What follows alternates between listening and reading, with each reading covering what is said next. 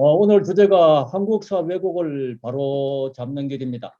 제가 이제 교육부에 한 30년간 근무를 하면서 우리나라 역사 중에서 역사 교과서가 가장 큰 문제라는 것을 인식을 하고 떻게 하면 우리 역사를 바로 정립할 수 있을까에 대해서 많은 그 고민을 하였습니다.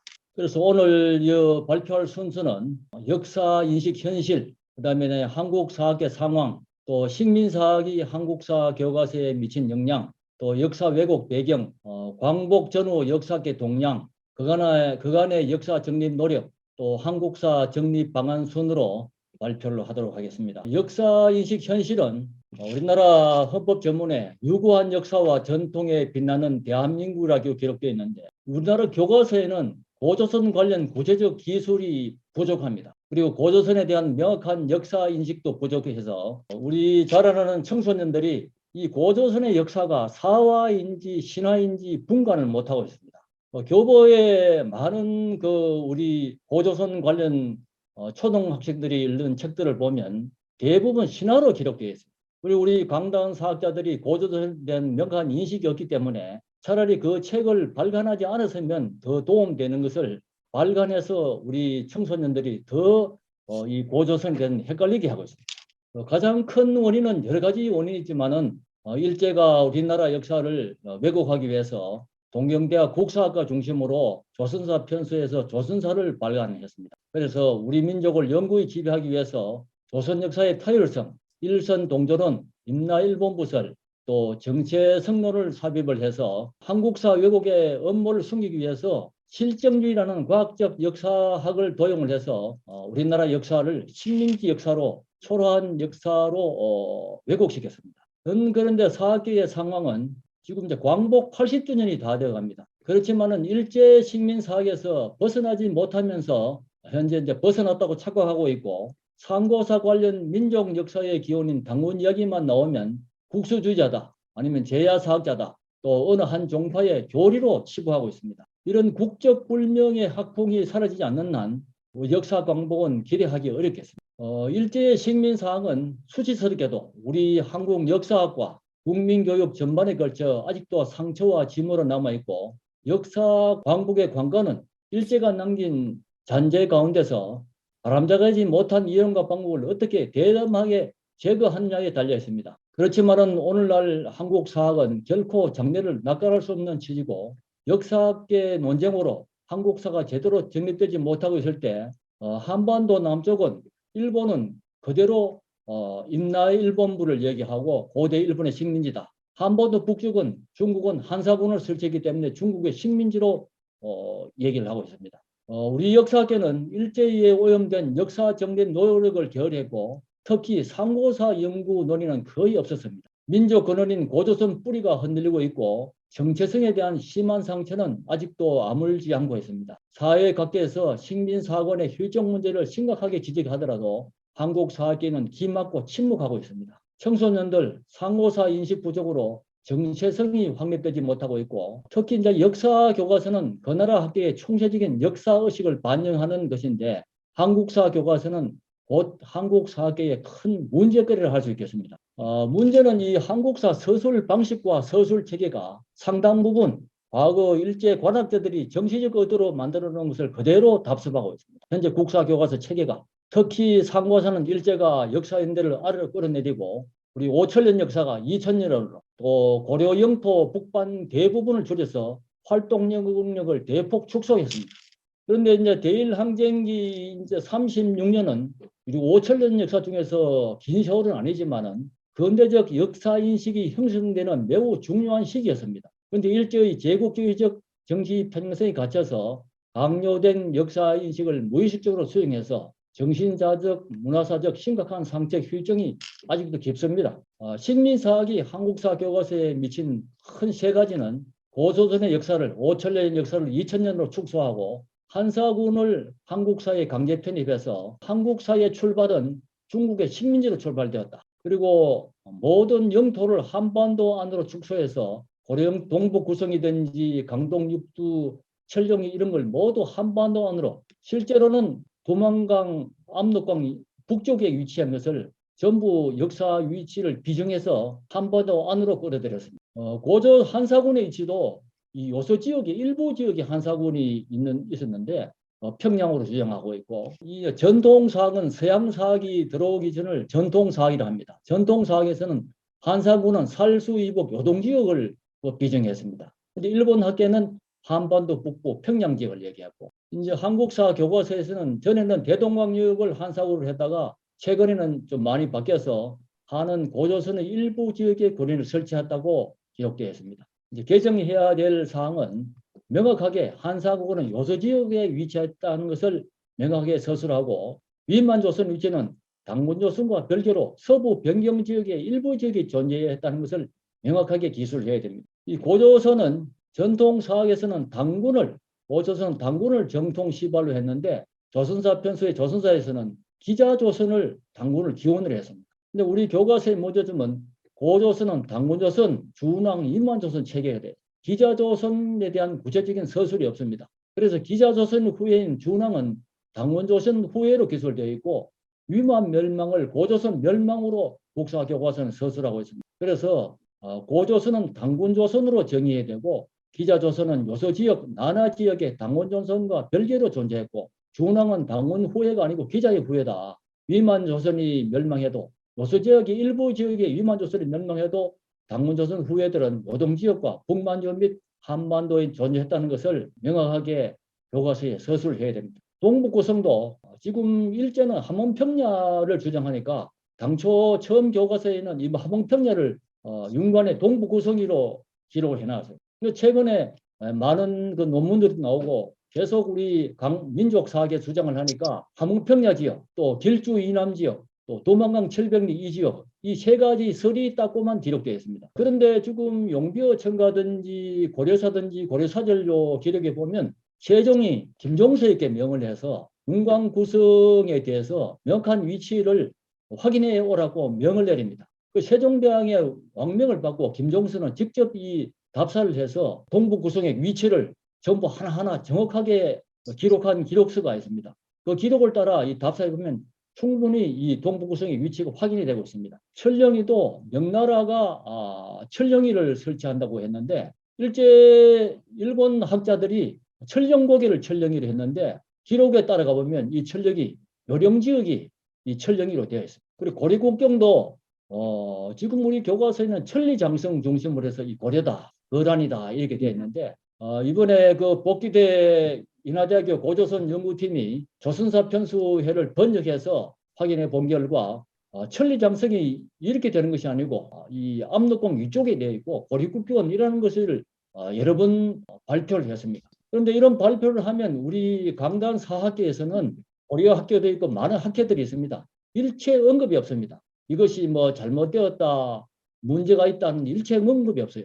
역사 왜곡 배경은 크게 사료의 인멸, 또 유교 사관, 일제의 조선사 편수의 조선사 왜곡이 이제 주된데, 사료의 인멸은 뭐 고려의 육이든지 백제의 석이든지 신라의 국사 이런 것들은 광구검의 환도성 함낭, 소정방, 사비성 함낭 이런 당시에 전부 사람들이 이것을 역사서를 불태웠습니다. 특히 그 대일항쟁기 때는 1인들이 우리나라 고대사, 상고사 서식들을 압수수색해서 많이 불도 지르고 일부는 일본 황실 정창원에 보관을 하고 있습니다. 또 역사 왜곡은 유교사관에서 무징불신해서 문헌 자료가 없으면 상상력으로 역사를 쓰지 않는다 해서 우리 한국사, 고대사를 말살하는 기회를 했고, 우리 역사의 왜곡은 일제도 했지만은 원초적으로 소중화 사상에 경도된 조선 유학자들, 아주 훌륭한 학자인 율곡, 정약용 이런 분들이 왜곡을 했어요. 그리고 일제의 조선사 편서 조선사에서 왜곡을 했고, 이율규의 기자실기를 보면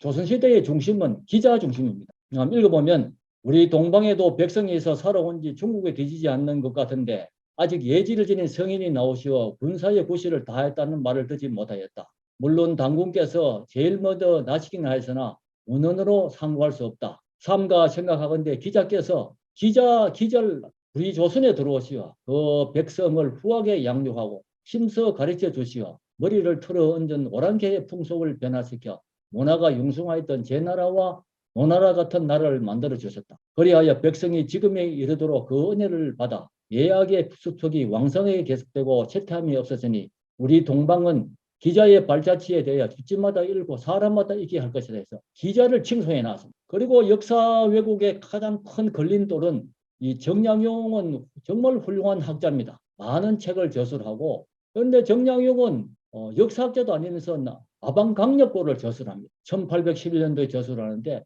조선은 평양에 건국되고 조선의 발상지는 한반도다. 한사군은 대동강 유역에 있다는 이런 기록이 있어요. 이 기록 때문에 일제가 이것을 인용해서 우리나라 역사를 왜곡했고 우리 학자들도 이 틀을 안 벗어나고 있습니다. 광복 후의 역사학계 동량은 우리 전통 민족사학자이신 박은식, 또 백암 박은식, 단재 신채호 선생님 광복 전에 돌아가셨고, 또 광복 후에 장도빙 선생 등이 한국 고대사 체계화에서 구체적으로 굉장히 연구를 많이 했습니다. 그때 이 6.25 전쟁이 나서 정인보, 안재홍, 손진태 이런 훌륭한 민족사학자들이 납북되었어요. 그래서 6.25 전쟁으로 일제 광복 후에 다양한 국사 열풍, 학풍이 밀려나고 실점사학이 핵심 주류를 형성합니다. 광복고 삭두고 있던 새로운 경향 연구 동력이 좌절되었어요. 그래서 민족주의 역사학을 충분히 검토, 청산할 겨를도 없이 식민사학 유산을 그대로 물려받습니다. 이때 이제 이병도나 신석호는 조선사 편수에서 조선사 저술에 관여한 인물들인데 일본에서 실정사학 연구 과정을 한국에 전수를 합니다. 그래서 이봉대는 서울대학 교수가 되고 7대 문교부 장관이 되고 신석호는 고려대학 교수가 되고 초대 국사편찬 위원장을 역임하면서 이병도는 1945년도부터 60년도가 조선사를 이용해서 한국사 교과서를 집권하는데 국사대강과 한국사 실론을 개설합니다. 이것이 그때 당군은 신화로 기술하고 각 시대의 한국사가 조선사식 저술로 일관됩니다. 우리나라 국사교과서의 기준은 이 국사대강과 한국사 실론입니다. 그래서 우리 사학계는 원사료들을 다 읽지 못하고 일본 학자들이 발췌한 것을 그대로 받아들인 데 대한 폐단과 또 그 제자들 이 이병도나 신석호 후학들 서울대나 고려대학 출신 역사학자들이 문교부나 국사편찬인의 편수관이 되었습니다. 그래서 우리 역사학계의 주류를 이루었고 국사교과서 집필시 새롭게 정리 못하고 조선사식 일제 관학자들이 연구한 학설을 그대로 수용했습니다. 그래서 한국사는 정체성을 상실한 타율적인 역사로 전락되었습니다. E.H. 칸은 역사란 무엇인가에서 역사를 연구하기 앞서 우선 역사가를 연구하겠습니다. 일제시대 때 일본의 역사가, 우리 광복 후에 이병도, 신석호 이런 인물들, 그 후학들이 우리나라 국사학계에 전부 주류를 이루고 있죠. 실제 식민 상황을 극복하지 못한 주 원인은 서성견해를 이의제기 못하는 항공분도, 또 당대 1차 사료, 한문 관련 이런 서류를 검토를 하지 않아서 자신 이론을 확립 못 시키고 고대 식민사학 체계를 무비판적으로 추종하고 현 한국사 교과서는 그 절대적인 영향을 받아서 고조선이나 한사군이나 고려국경 이런 것이 우리 고조선이 2000년 역사, 한사군이 중국의 식민지, 고려국경 이런 것들이 현재 그대로 압록강 위쪽에 위치했는데 현재 그 모양 그대로 일제 식민사학 그대로 큰 변화가 없습니다. 자, 그간의 역사 정립 노력은 1970년대에 국사찾기협의회 초대 문교부 장관을 지내신 안옥상 박사 중심으로 보니까 우리나라 국사가 일제 식민사학을 그대로 따르기 때문에 국사교과서가 문제 있다. 그래서 국사교과서를 새로 써야 된다고 국회에서 청문회 하기도 하고 또 국사강복회, 우리 국학원, 시민연대, 민족문화연구원 등에서 많은 민족사학자들이 새로운 글도 쓰기도 하고 주장도 많이 했습니다. 그리고 교육부에 많은 민원도 제기했고 저 개인적인 노력으로서는 논문을 일제의 한국사 왜곡이 국사교과서에 미친 영향에 관한 연구를 박사학위 논문을 발표했고 또 고려연구원이 개척한 동북구성의 위치 연구를 한국연구재단 재원을 받아서 연구를 했습니다. 그래서 교육부 근무할 때 고조선 역사연구회를 조직해서 운영을 했고 한일 역사 공동연구회는 일본의 독도든지 역사 왜곡에 대해서 대응하는 위원회입니다. 그때 일부러 자원을 해서 한일역사 공동연구위원회에 근무를 했고 중국의 동북공정에 대비해서 교육부에서 고구려 연구재단을 설립했는데 직접 재단을 설립하기 위해서 기획재정부도 다니고 했습니다. 그래서 고구려 연구재단이 오늘날 동북아 역사재단이 되었습니다. 그리고 학술진흥과 이 국사교과서를 바뀌려면 국사교과서는 학자들이 많은 연구를 해서 논문을 발표하면 그 논문을 가지고 조금씩 교과서가 바뀝니다. 그래서 이 논문을 많이 쓰려면 연구비가 있어야 된다. 그 연구비를 주는 부서가 교육부에서 학술진흥과입니다. 그래서 인사과장한테 메일을 보내서 내가 학술진흥과에 가서 근무를 하겠다 이래라는 사유로 하니까 발령을 해주었어요. 그래서 학술진흥과 가서 우리 제일 문제가 상고사이기 때문에 보조선 관련해 상고사 연구가 부실하니까 별도로 한국연구재단의 연구비는 다 있는데 별도로 한국학중앙연구원의 연구비를 주어서 연구를 해준다고 교육부의 학술진흥과 있을 때 과장을 설득하고 또 윤내현 교수도 오시라 그래가지고 설득을 해서 연구비를 마련을 했습니다. 그래서 한국학중앙연구원에 이 많은 경비를 주어서 한국학진흥사업단을 만들었어요. 사업단을 만들어서 이 돌아가는 걸 보니까 상고사 관련 연구를 한 심사위원들이 모두 이 강단 사학자들 들어오기 때문에 실제로는 이 경비를 재야 사학자들 주기 위해서 마련했는데 강단 사학자들 다 돌아가요. 그래서 교육부에서 그 당시 제가 명예퇴직을 하고 한국학중앙연구원의 부단장으로 가서 상고사 연구든지 고대평양 연구에서 재야 사학자 연구비를 많이 지원했습니다. 서울대학교 신용화 교수님, 또 상명대학교 박선희 교수님, 우시다 교수, 복기대 교수, 신백강 박사 이런 분들에게 연구비를 주었고, 그런데 이 공모를 하면 심사할 때 심사위원들이 강단 사학자들이 들어오면 절대 이분들이 받을 수가 없습니다. 그래서 심사위원들을 우리 상고사를 인정하는 사람, 우리 민족 사학자 중심으로 심사위원을 편성을 해서 그 운영을 했기 때문에 가능했습니다. 그런데 가장 지금 우리나라 역사 왜곡된 단초가 여러 가지가 있지만은 조선사 편수에서 이 조선사가 우리나라 역사를 왜곡한 가장 큰 주범이기 때문에 이 과연 조선사 내용이 어떤지를 아무도 번역해나 분석해 놓은 게 없어요. 그래서 교육부의 담당자와 과장들을 설득해 가서 25억을 확보를 했습니다. 확보해서 매년 5억씩 5년간 연구하면 조선사가 번역되겠다고 해서 25억을 한국학연구원에 따왔습니다. 따왔는데 한국연구원의 단장과 그 원장은 주변에 이 이야기 들어보니까 조선사를 번역하면 괜히 시비거리가 되기 때문에 그 당시 한국학중앙연구원 원장 이병 원장도 역사학자입니다. 많은 역사학자들 들으니까 조선사 번역할 필요 없다 그런 이야기가 있고 해서 이것을 못 하겠다 그래요. 그래서 그러면 토론을 해보자 해서 그 당시 국사편찬위원회 위원장 등 우리나라 역사학계의 최고 원로들 한 10여 분을 모시고 교육부 과정도 참석하라고 해가지고 토론을 했습니다. 그 토론하니까 대부분이 할 필요가 없다고 그래요. 그래서 한국학중앙연구원에서 원장이나 이 단장이 조선사를 번역을 하기를 꺼려했습니다. 그래서 제가 교육부에 가서 이 한국학중앙연구원은 안 되겠다.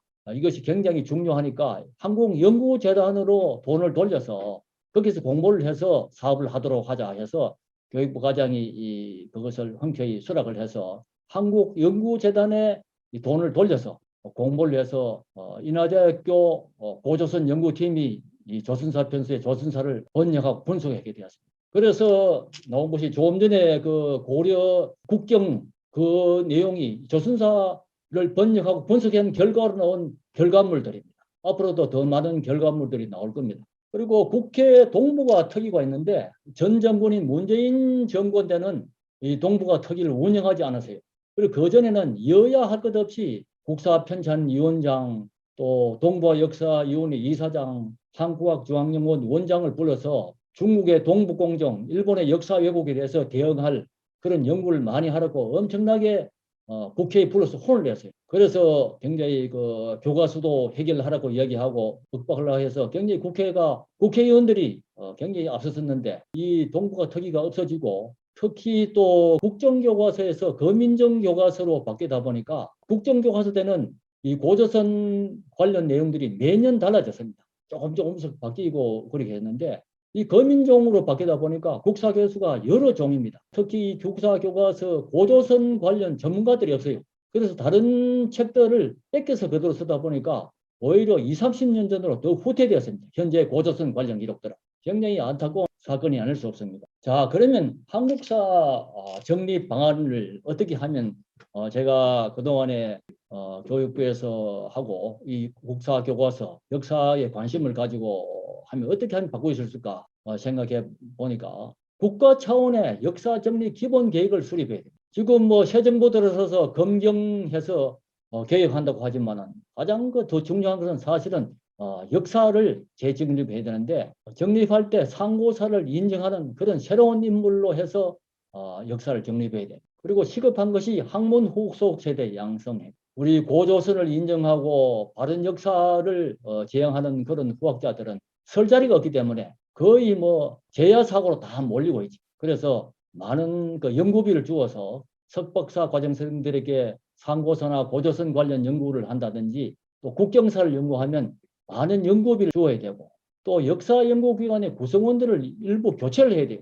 동북아 역사재당, 한국학중앙연구원, 국사편찬위원회, 한국학중앙연구원에 고대사 관련 교수가 있는데 그것도 역시 이 상고사를 인정 안 하는 인물들입니다. 동북아 역사재당도 마찬가지고 북편도 마찬가지고 왜냐하면 서성들로부터 주류 사학들이기 때문에 전혀 바뀌지 않아요. 그래서 아직까지도 우리 역사를 연구하는 또 고대사를 인정하고 연구하는 후학들이 띄엄띄엄 나옵니다만은 그런 분들로 일부 교체를 해야 된다. 그리고 민간 차원의 새로운 역사연구소를 크게 설립해서 수백억 이상을 투자를 해가지고 민간 차원 새로운 역사연구소를 설립해가지고 이렇게 우리가 연구비를 지원하고 하지 않는 이상 우리나라 역사는 정말 바뀌기는 정말 어렵다. 일제가 만들어 놓은 이 틀을 벗어나기는 정말 너무 어려움이 많습니다. 그래도 우리 세대적인 소명이 우리 세대 때 이것을 바꿔야 되기 때문에 또 만화나 게임, 드라마, 영화, 책 출판,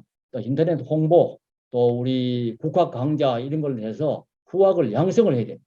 하나 예를 든다면 홍성에 국내 최초 시민역사박물관이 개원되었어요. 우리 결의 박물관에서 이것은 인하대학교 복희대 교수님이 평생을 우리나라 역사 정립을 위해서 노력해 오신 분인데 유물 250여 종, 또 사서 5만 권을 여기에 배치를 해 놓았습니다. 그래서 홍산 문화, 배달 신시, 또 고조선 문화부터 해서 대한민국 임시 정부 독립사까지 전부 이것을 전시를 해 놓았었는데 이런 분들, 이런 뜻 있는 분들이 사실은 그릇이 많지는 않습니다. 학계에. 이런 분들이 있을 때 우리나라 역사를 우리가 바로 세워야 되는데 한 가지 예를 보면 이 석경입니다. 석경은 돌로 된 악기입니다. 다른 쇠나 다른 돌로 치면 소리가 안 나요. 별로 안 나요. 안 나는데 옥으로 이걸 두드리면 소리가 중앙에 쳤을 때, 밑에 쳤을 때, 위로 쳤을 때, 옆으로 쳤을 때 소리가 다 틀려요. 이런 것을 엄청난 돈을 들여서 중국에서 직접 이것을 가지고 오셨습니다. 이런 도자기든지 이런 유물, 역사 기록물 250점을 이렇게 해놨는데 이것은 이분이 평생에 걸쳐서 우리나라 역사를 정립하고자 하는 그런 뜻이기 때문에 가능하리라 생각됩니다. 그래서 언제 시간이 되시면 홍성에 한번 가보시기 바랍니다. 이상으로 우리 대한민국의 역사 정립하는 방안에 대해서 말씀을 드렸습니다. 굉장히 어렵지만은 우리 국학원이 있고 많은 또 우리 역사 정립을 위해서 하는 민족 사학자들이 많기 때문에 여러분들이 있기 때문에 반드시 우리 이제 시대적인 소명으로 우리나라 역사를 정립해서 정체성을 확립해서 우리 역사를 바로 세워야 되겠습니다. 예, 이상으로 제 발표를 마치겠습니다.